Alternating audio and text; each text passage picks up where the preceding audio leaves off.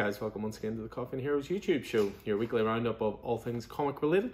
Coming to you a little later this week as we deal with the current ongoing situation regarding the store, regarding access to the store, regarding the world at large, I suppose, at this point. But yeah, I mean, we did do a separate video regarding this, but I will be in the store for the next 2 weeks. Smithfield itself is open. We aren't open though per se, we're open by appointment. We're open for click and collect. So when the new releases come, deliveries will still be coming as scheduled. So as new releases come, we'll still be sorting out pull lists. We'll still be getting everything set up for a new comic book day, so to speak. But just general access to the store is limited. If you just get in touch with us, make a quick appointment, whether it's through Facebook Messenger, there's a phone number for the store as well. You can find on the website and Facebook page and all the rest. And then just get in touch with us, make an appointment, we'll let you in, and then you have the store to yourself. It's very much a one in, one out scenario.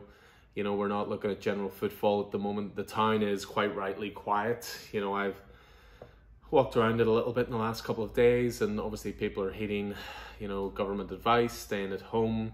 Hopefully this will all add up to, things, quieting down with all of this, hopefully in the next sort of few weeks and months and so on and so forth.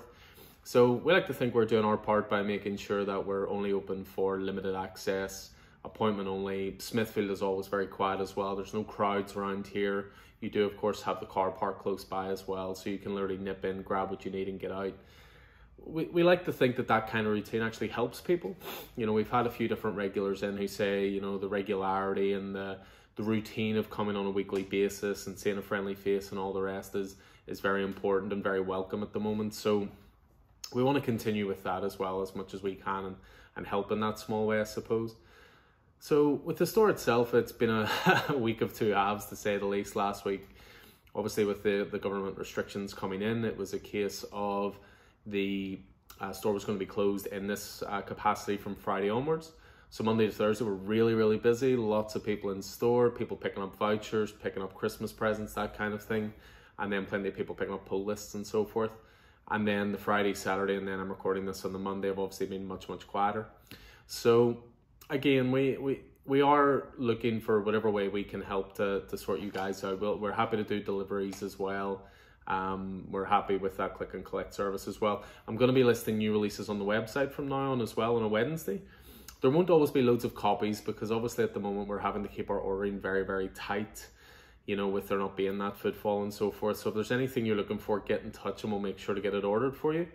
But any new releases now that are left over during these 2 weeks, certainly going forward as well, I'll stick up on the website. So just always keep an eye out and look on www.coffeeandheroes.com, and I'll always be adding loads of back stock to the website as well. And again, there's a click and collect option on there, or we can post out to you if you prefer that.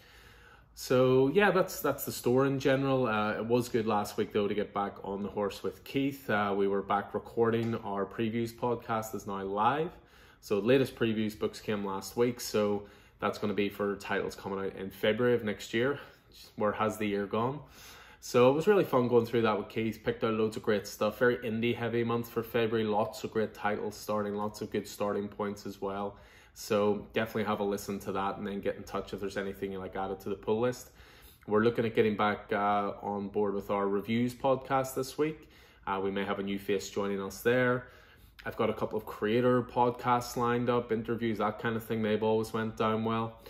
So we're keeping busy behind the scenes. We're definitely trying to get content out to you guys, who support the store, and hopefully you'll enjoy all of that. We may have another podcast bubbling in the background as well. We recorded a pilot for it last week, but more info on that soon because it's very much in the early stages of planning. So, but do keep an eye on all the usual social media stuff for that. So there is that. What else have we got? We've got 50 books due back from CGC in the next 2 weeks. So if you've been in touch with us, they're all scheduled for grading now. There was another 25 went out just a couple of days ago.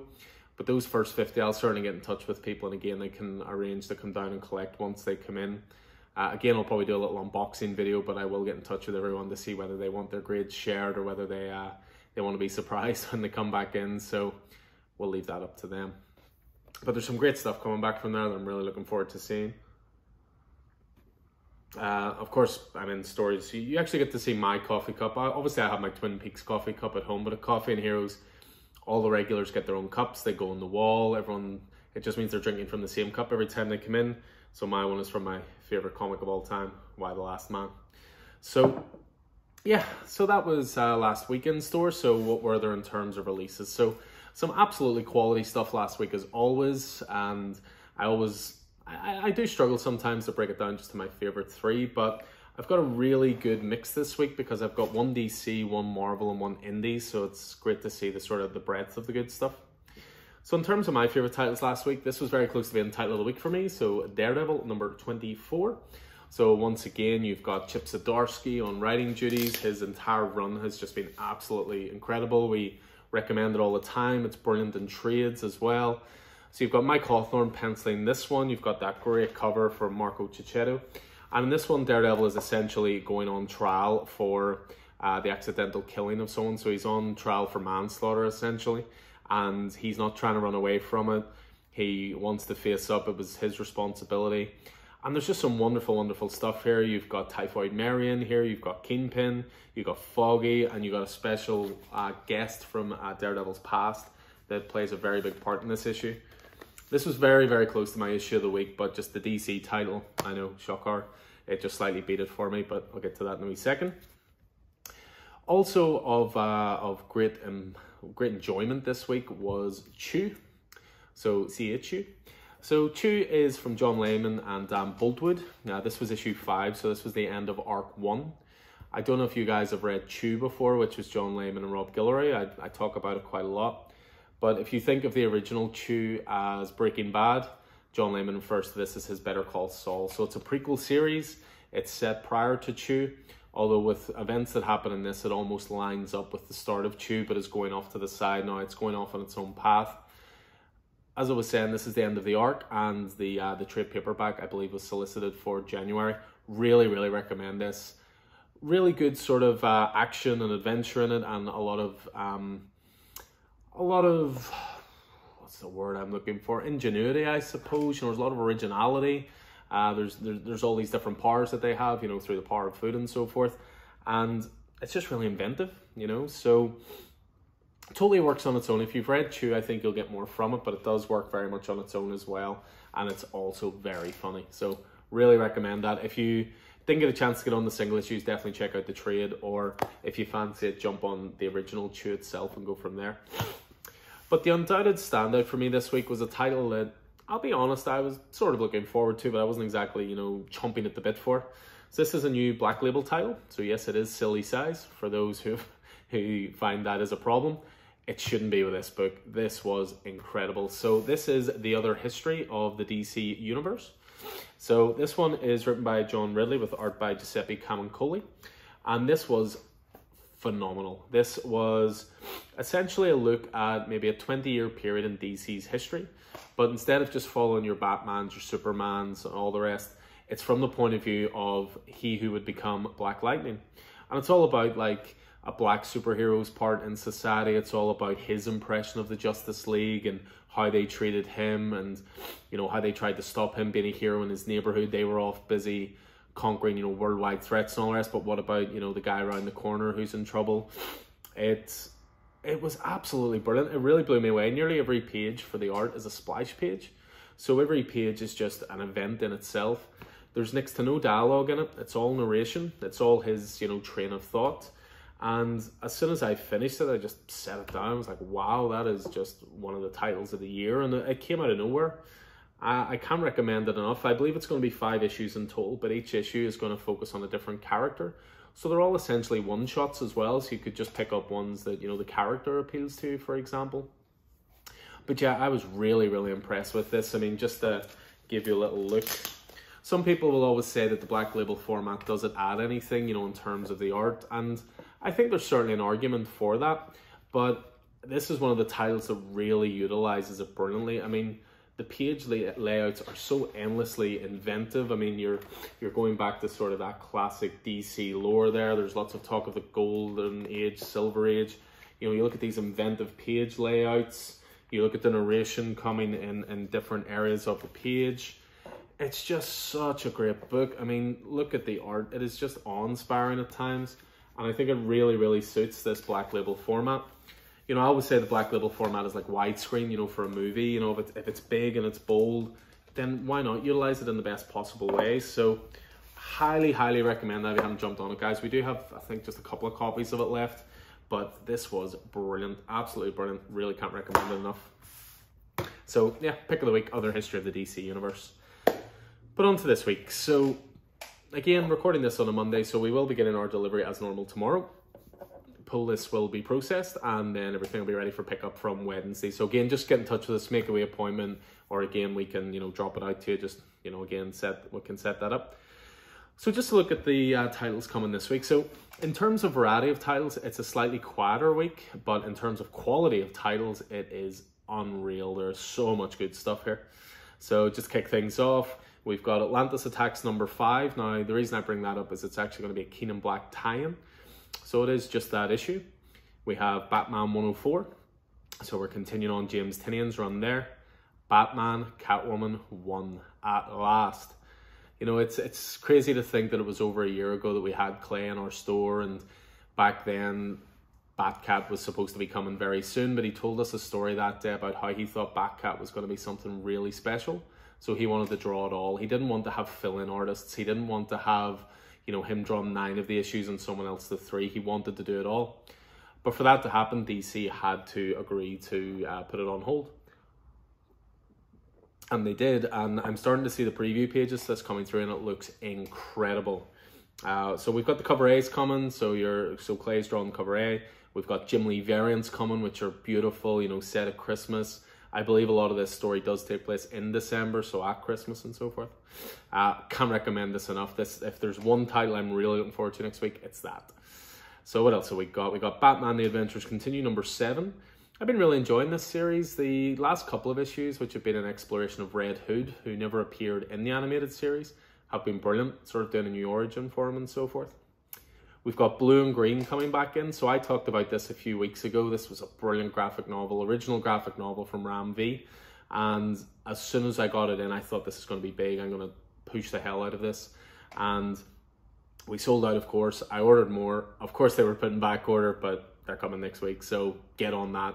If you're looking at an inventive, original indie title to buy as a present for someone, for example, that is brilliant. It actually transcends comics. It's based around the sort of the jazz world and so forth. I can't talk about it highly enough.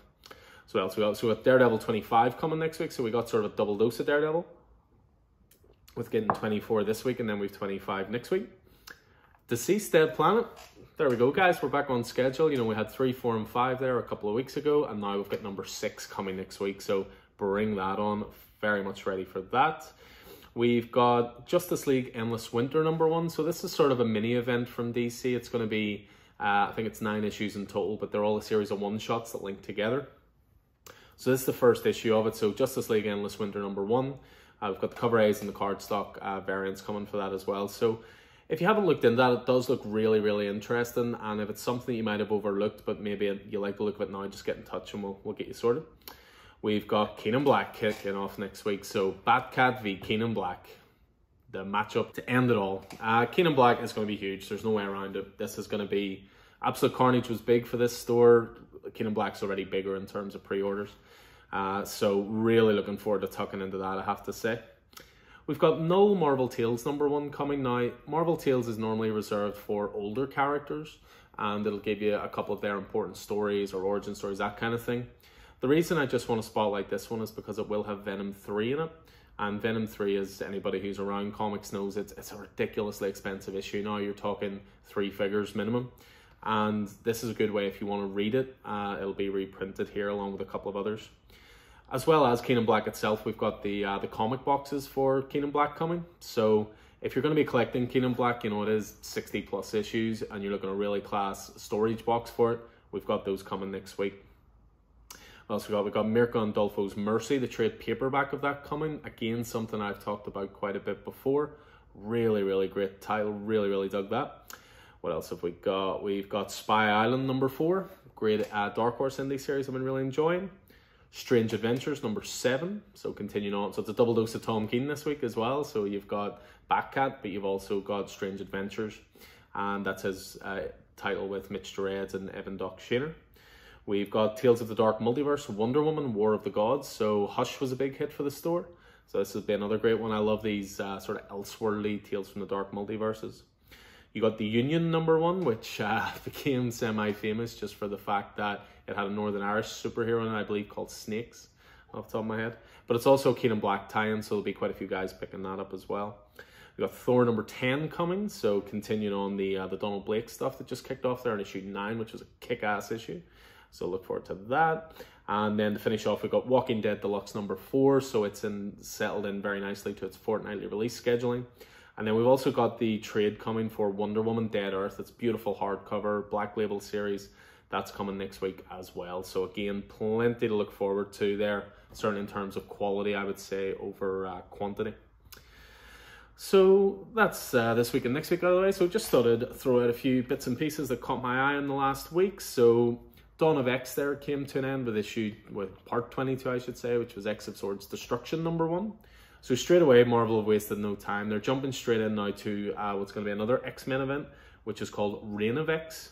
So in the official press release, Marvel teases that the Reign of X will see the forming of new teams, the return of major characters, new threats brought about by classic villains, and more game-changing revelations that will alter the X-Men mythos forever. And there's a really great teaser image there by Mahmoud Asrar. So yeah, what I will say about this is, please get in touch if you want this. We had a lot of trouble with X of Swords because no one was interested in it. It was the same thing with House of X and Powers of 10. No one was interested in it. And again, we got to keep our ordering tight. But then it gets an issue or two in and suddenly word gets around that this is fantastic. This is great storytelling. You got to jump on this. And we had a bit of trouble tracking down the odd issue for people here and there. So it's going to kick off, by the look of it, with Hellions number 7. So if it's something that interests you, please let us know. The earlier the better. It's the only way to 100% guarantee first prints, cover A's, and getting the whole thing together for you, you know. So yeah, Reign of X. I mean, I didn't read X of Swords for that very reason. You know, I was a couple of issues in, and then regulars were after it, and I gave up my copies and things like that. So I'm waiting for the there's an omnibus coming out. I'm going to give it a read there, but I've heard nothing but good things, so keep an eye out for that. One thing that I did see released, which was quite surprising to see released actually, or a release date for it, I suppose, is Batman Earth 1 Volume 3 is on its way. So Earth 1 was part of this series that DC did where they were taking established characters but giving them a slightly tweaked origin on a different Earth of the DC multiverse. So you had Superman Earth 1, you had Wonder Woman Earth 1, which is great. It's Grant Morrison, very, very good. You had Teen Titans Earth 1, Green Lantern Earth 1. But Batman Earth 1 was great. It's from the Doomsday Clock team of Jeff Johns and Gary Frank. And they're actually going to be releasing Volume 3. It got a release date of June the 8th, 2021. So they've released this news for a far enough ahead release date, so hopefully they stick to it. But they do come up in graphic novel forms, these, rather than coming out in single issues. But keep an eye out for it. So as Volume 3 opens, a heavily armoured gang of criminals has begun terrorising Gotham. To Batman's horror, they seem to be led by Harvey Dent, despite Dent's apparent death in Volume 2. Spoilers. However, given the way the Volume 2 ended, it seems safe to assume Harvey's sister Jessica is the gang's actual ringleader. Following the physical and mental trauma she endured, Jessica now suffers from dissociative identity disorder and believes herself to be Harvey. So yeah, this looks really, really class. I mean, I love the first two. Really, really good. I mean, the opening scene of Batman Earth 1 is, you know, him chasing, Volume 1, is him chasing a criminal across the rooftops, and he sort of loses his footing. You know, you're used to Batman gliding effortlessly between buildings and extreme confidence, but it was very much a Batman at the start of his career, and he was still finding his footing, so to speak. Really, really good stuff. Another thing I saw that'll certainly appeal to a lot of guys in store, Spawn's become more and more of a hit in store. But Greg Capullo, he of one of the most awesome Batman runs of all time, currently drawing Dark Knight's Death Metal. He cut his teeth on Spawn and cut his teeth on Haunt. These were both Image Comics titles with Todd McFarlane. And he's actually coming back to start doing some covers for Spawn. He's going to kick it off with Spawn 313, and he's going to be doing the covers for 4 months. They already put up a teaser image for one, because there's a new character coming called Plague Spawn, and the cover image is class for it. So it is. So Yeah, I mean, I've been looking at ways of getting into Spawn myself recently. It's obviously being as deep in as it is. Maybe starting points are difficult, but I believe there's also a spate of graphic novels that have been announced that are going to be collecting Spawn from the start. So it might be a good time to get into it with that. What else did I see? November 29th was a bit of a sad day in that Netflix have now lost the rights to Daredevil. The rights have reverted back to Marvel. There was always a 2-year period where when something ended with the Netflix agreement, that they could still show it for those 2 years until the rights reverted back. And everybody loved those series. You know, I came to them late, but I dug the hell out of them. Punisher was brilliant. Jessica Jones was a delight. Luke Cage and Iron Fist I thought were better than people said. But there's this online sort of hashtag petition going on, which is hashtag Save Daredevil. And it's all about keeping Charlie Cox in the role. It's all about keeping Vincent D'Onofrio, who's a brilliant Kingpin, in the role. And maybe even looking that they could do a season 4 and just continue with that. Whether it'll continue in that vein, I don't know. I think there's a lot of ego at work here. And I think Marvel and Disney will want to do their own thing with it. Just as long as they treat the character with respect, because he's one of my favorites, guys. Please do good stuff. But yeah, I'd happily take more of Charlie Cox in the role. I think he was perfect in it, you know. In terms of the live action stuff as well, there was some behind the scenes photos popping up in the UK for the construction of the Batcave for Matt Reeves. The Batman with Robert Pattinson, which I believe it's scheduled for 2022. Hopefully the world will have sorted itself out by then and we can all head to the cinema to see it. But it's more the exterior that they were showing off. It sort of shows the magic of movie making with this, that you just see this giant, what looks like a huge cliff face, and you know, it's obviously the lead in to the Batcave, but it's actually just a set built. So yeah, it's always good to see those kind of things. I don't mind seeing the odd tease here and there, but you know, from here on in, I'll try to avoid bits and pieces where I can.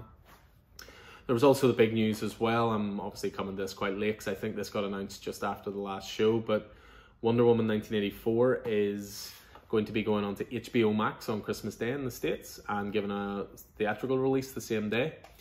This is very much an American thing to open cinemas on Christmas Day. It's not really something you see in the UK too much, but what they're actually going to be doing is they're going to be releasing it in the international markets in a bid to cut down piracy. So interestingly enough, the UK is scheduled for December 16th. Hopefully cinemas will be back open by then. You know, there's obviously this plan in place, certainly in Northern Ireland, until December 11th. And this would be the kind of movie that might kickstart the cinemas again, get butts back in seats. You know, after the first lockdown, Vicky and I went to the cinema several times and it was one of the safest places you could go. It was well spaced, it was clean, it was really well marked out. And it also, in a slight way, it was better because you didn't get time wasters coming in, you didn't get people coming in sitting on their phones, you didn't have people talking through movies. So I really hope Wonder Woman does come out in the UK at a time where the cinemas are back open. You don't know with our executive whether this is going to continue for another few weeks, a few months, or a few days, I suppose. So yeah, definitely keep an eye for that because HBO Max is not available this side of the world yet, so it's not like we can just sign up to the subscription service and watch it. Plus, I'd rather watch Wonder Woman 1984 on a big screen as well. So hopefully we will have that to look forward to. And then just a couple of slightly bittersweet, sad notes to finish off on. You know, this week brought the news that actor David Prowse died at the age of 85.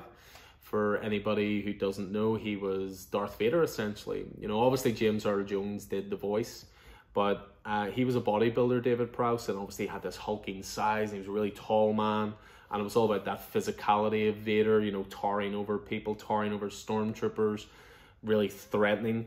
And so it was sad to see that he passed. He did pass peacefully, was announced. You know, it wasn't a case of anything COVID related or anything horrible. I think it was just, you know, he was 85 and, you know, time caught up to him as it will to us all, unfortunately. So rest in peace, David Prowse. And then just finally, again, something bittersweet, but Marvel and Disney, they updated the logo of, you know, essentially the intro logo for Marvel movies for the release for Black Panther. It's basically in honor of what would have been Chadwick Boseman's 44th birthday. And the Marvel logo they've always had, you know, it sort of starts off inside the Marvel, shows loads of footage from all the different MCU movies. then sort of comes out from there and you have all the movies. But they changed it all to like footage of Chadwick, or footage of Black Panther, behind the scenes footage, things like that. And I thought it was a really, really nice little tribute. So it'll be interesting to see how long they keep that on for. I think that should be a permanent opening, to be honest. So yeah, so that's pretty much all the bits and pieces that caught my eye this week. Again, as I say, just to finish off, keep an eye on the website. Loads of stuff going on there, guys. coffeeandheroes.com. Keep an eye on the podcast network. Tons of great stuff coming. I can't even begin to tell you the excitement that I have this week for different people I'm going to be chatting to. And also keep an eye on, you know, just the social medias in general. I'll be showing releases, what's coming out, anything new that comes into the store. People can hold things over, people can come and collect us. Again, we will be here for the next 2 weeks in the building, so we'll always get you sorted with whatever we can and make things as easy as possible for people, you know. So, but anyway, that's going to do it for us this week. I hope you guys enjoyed this, and I hope you're staying safe out there. So I look forward to seeing you soon. Take it easy.